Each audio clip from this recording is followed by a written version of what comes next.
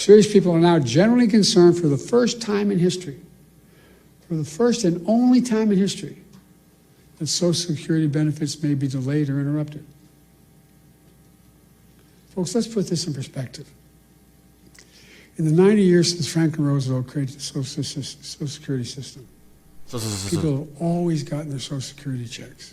My first reaction when seeing former President Biden was speaking tonight was I'm shocked that he is speaking at nighttime. I thought his bedtime was much earlier than his speech tonight. He has risen from the dead. No, I'm not talking about Jesus Christ. I'm talking about Joe Biden. And did he come to spread the good news? Surprise, surprise, he just came to attack Trump again and say what he's supposed to say as a Democrat. And because they were lies, because they were just Biden taking orders from his handlers, you know who had to call him out? Karoline Levitt. And the media was trying to jump behind Biden, jump behind the Democrat playbook, at her face as well. She wasn't having that either. It's SeanDaniel here, making this video from Kyoto, Japan, while I'm on an important research mission to find the best nursing home for Joe Biden. I'll let you guys know what I find in a future video. Let's go, Joe. Serious people are now generally concerned for the first time in history, for the first and only time in history, that Social Security benefits may be delayed or interrupted. Folks, let's put this in perspective. In the 90 years since Franklin Roosevelt created the Social Security system, people have always gotten their Social Security checks. They've gotten them during wartime, during recessions, during a pandemic. No matter what, they got them. But now, for the first time ever, that might change. It would be a calamity for millions of families, millions of people. But the current Secretary of Commerce doesn't seem to get it. Or based on his comments, he doesn't seem to even care. Many of you saw what he said the other day. And by the way, he's a billionaire. God love him, as my mother would say. Paying 8.5% in taxes. Anyway. Billionaires, I don't know what he's paying. But when he talked about the possibility of Social Security checks not going out this month, he shrugged it off. Here's what he said. He said his 94-year-old mother-in-law wouldn't complain, wouldn't bother her. She's probably a lovely woman. No kidding. Her son-in-law is a billionaire. What about that 94-year-old mother living all by herself? Doesn't have a billionaire in the family. Or all the retirees who depend on that monthly check to feed themselves. All those people with disabilities have no other source. What about all those people? That's who you fight for. So they so desperately need you. And folks, it's not just the Secretary of Commerce. We heard how others, empowered and emboldened by this administration, talk about Social Security. One of them called it a Ponzi scheme. A Ponzi scheme? What the hell are they talking about? People earn these benefits. They paid into that benefit. They rely on that benefit.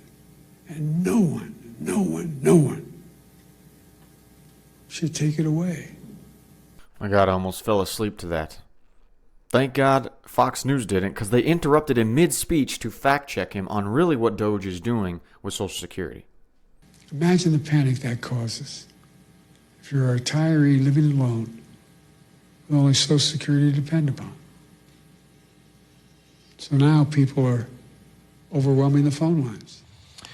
President Biden in Chicago talking about Social Security there, saying the administration has dismantled Social Security. They have gotten rid of a number of employees, thousands of them in the Social Security Administration. But in that interview with Elon Musk and his Doge team, they say they're going after waste, fraud, and abuse in Social Security. And also President Trump has said that he will not touch benefits. In fact, Elon Musk pledging that benefits will be protected more by what they're doing. Obviously, Democrats and President Biden taking the opposite. Notice he talked about Social Security getting their phone lines blown up because people are missing out on payments. I'm going to talk more about that after we hear from Karoline Levitt's great response, but keep that in mind for a little bit later. Former President Biden, he's set to deliver his first major speech since leaving office tonight. He plans to talk about what I'm told will be Social Security under the current administration, closing of offices, longer wait times, harder for seniors and people with disabilities to access earned benefits, is what Democrats have been saying today. I wanted to get the president's response, or if he plans to respond to this, and comments on what Democrats are calling cuts to Social Security.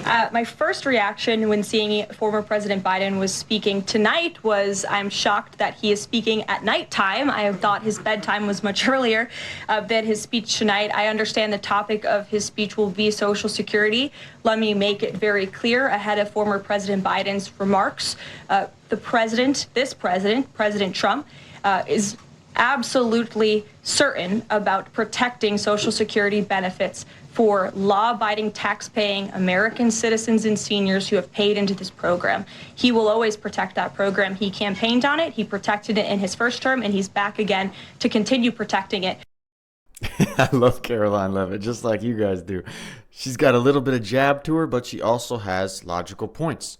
Nobody said they're going to be cutting benefits, but all the Democrats promote this lie.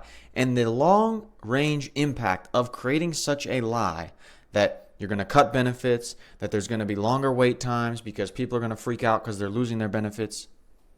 Well, the long-term benefit or long-term impact of that lie promoted by Biden, promoted by the media, is that people are going to start freaking out. Old people sit in their rooms all day, watch CNN, watch other news organizations, and they get taught and believe that they're going to lose their benefits. Then they tell other people of their age that they know about this, you're going to lose your benefits. This whole hysteria gets created. And then what happens?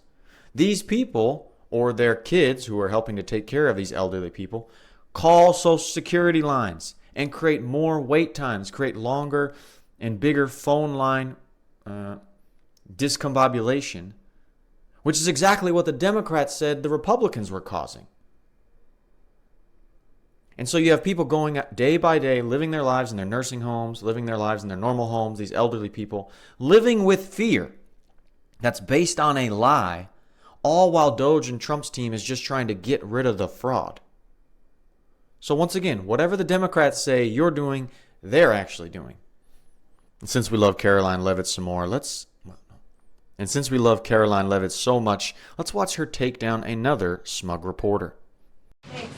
Still going off the El Salvador questions. Yesterday in the Oval Office, administration officials made it very clear that El Salvador is responsible for Mr. Abrego Garcia, yet El Salvador's president said we're not going to do anything with him. So my question is, who is responsible for this man and where he's going to end up? Well, no. First of all, President Bukele said that he is not going to smuggle a foreign terrorist back into the United States of America, as many in this room in the Democrat Party seemingly want him to do.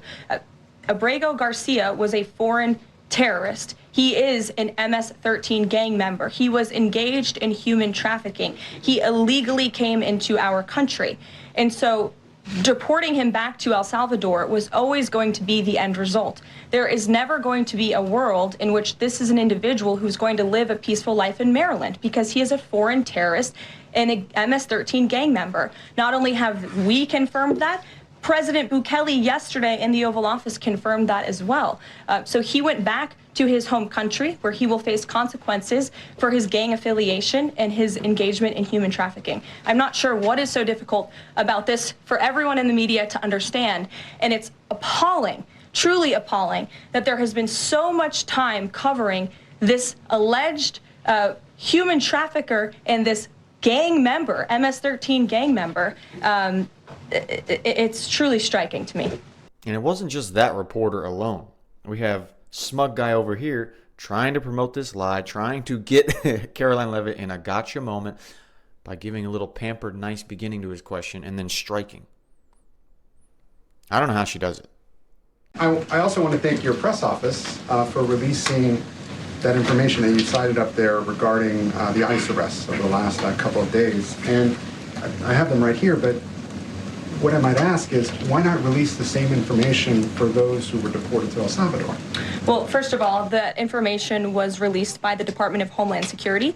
The individuals on the flights to El Salvador are foreign terrorists, and those are counterterrorism operations. They are much different than the arrests and final order of removals that you see on a day-to-day basis that law enforcement agents are conducting around the country. That information was not, to that detail, was not released by DHS, though. I just told you the reason. It was a counterterrorism operation, a deportation of foreign terrorists, not illegal criminals who have been convicted of heinous crimes living in our American communities. It's two different things. Foreign terrorist, illegal immigrant criminal, two different things, two different definitions. You should look them up.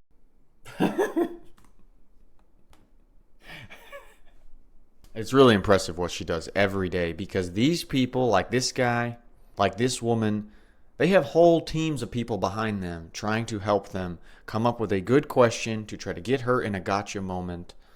And to come up with a question that pins someone in a corner is a lot easier than taking 20 questions a day from vultures like these people in the media. If she has one slip up, it's going to be attacked, it's going to be criticized, they're all going to jump on it. And it's so cool to see her not only do it with facts and cold hard information, but with a little fun, like we saw her poke at President Biden. It's Sean Daniel here. If you enjoyed the video, consider hitting the like button or subscribing for more. I have another video for you to watch right here if you'd like, and I'll see you in the next one. Ciao ciao from Japan. Wait, that's the wrong word. Sayonara from Japan.